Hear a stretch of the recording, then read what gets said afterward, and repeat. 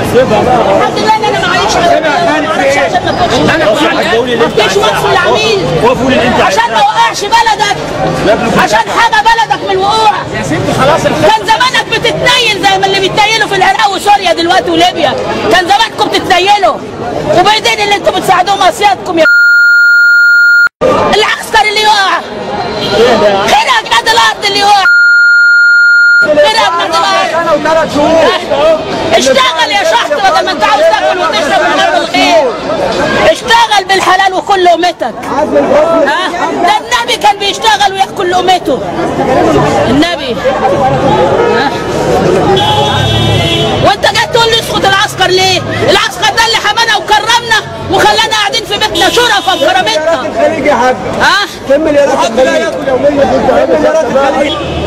المشاريع اللي بقى لهم سنه عمالين يعملوها ببلاش. قناه انت بقى هي في يوم وليله هتطلع يا عم ما تقولش كده، ده بلدك اللي عاوز توقعها.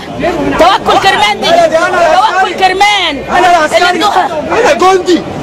جندي انا اللي بشيل السلاح وبحارب. انا بلدي مين اللي بتتكلمي على بلد الظابط ما بيوقفلهاش، العسكري اللي بيوقف لها، العسكري اللي بيموت. بلدك امريكا العسكري اللي بيموت محمد صلاح بس في سينا، العسكري اللي بيموت امبارح في سينا، العسكري اللي بيموت، الظابط قاعد في المكتب، الاخير قاعد في المكتب، الرئيس قاعد في المكتب، العسكري اللي بيموت يا واد، العسكري اخويا اللي بيموت يا واد يا مهيجات. انت واقفه بتعملي يا واد يا مهيجات. انا عندي 2 في الجيش يا اخويا جنود وفي سينا، واحد فيهم هيموت والتاني لو يموتوا الاثنين اروح انا كمان بدلهم.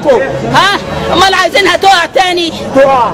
ايوه عايزينها تقع ان شاء الله. ربنا مش هيوقعها. عمرها ما تقع، عمرها ما تقع. امال عاوز ساويرس يا رجاله والبرادعي والعم شرقاوي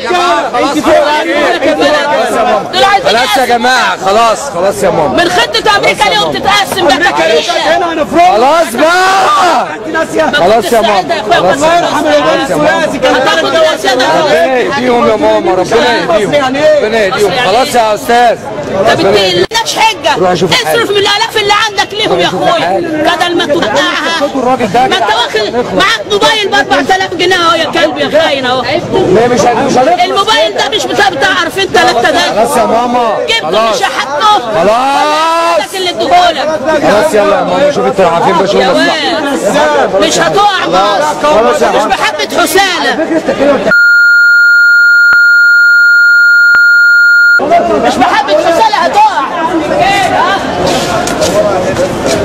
اللهم اللي نسيبهم بقى يبهدلوا البلد. ماما بكره يعرفوا، في ناس جهلة كتير بيسمعوا كلامهم وبيصدقوهم وبيخونوا ولاد الكلب. محدش يرد بقى. دول بذرة شيطان، دول مش ممكن يكونوا بنات ابدا. كانوا من خير البلد دي.